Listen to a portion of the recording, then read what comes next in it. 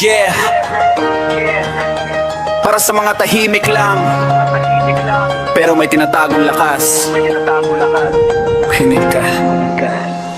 Huwag mong maliitin ang taong tahimik lang sa gilid. Hindi mo alam sa isip niya may binubuong panaginip. Porket wala siyang yabang, wala na siyang direksyon. Baka siya pa ang may plano lampas sa iyong imahinasyon. Hindi lahat ng maingay ay siguradong may laman. May ibang simple lang pero malalim mag-isip.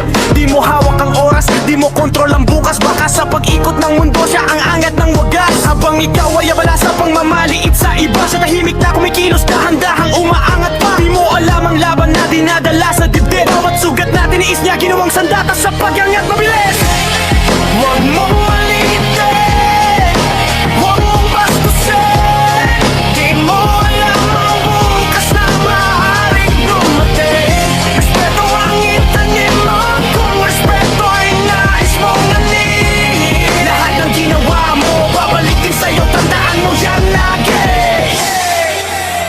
Di lahat ng walang direksyon ay habang buhay na ligaw. May iba lang na nag-iipon ng lakas bago sumiklab ang ilaw. Tahimik pero may apoy na hindi mo nakikita. Kapag sumabog ang tagumpay baka ikaw ang magulat bigla. Huwag kang bumase sa palabas na anyo. Di mo alam ang kwento sa likod ng bawat tao. May pangarap na tinatago, may plano na hinahasa. Habang ikaw ay tumatawa siya'y patuloy sa pag-asa. Ang kabastusan na binato mo na parang hangin lang. Babalik sa'yo yan parang bagyong walang tigil lang. Hampas, karma ko tawagin, batas ng buhay ang umiikot. Kung ano ang inihasik mo, yun dinanganin mo sa hulit sa likod.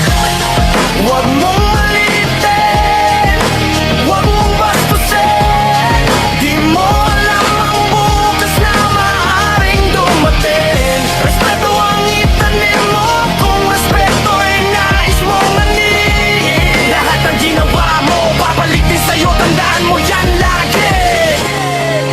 Maging marespeto kahit sino pa yan. Mayaman man o simpleng tao lang sa daan.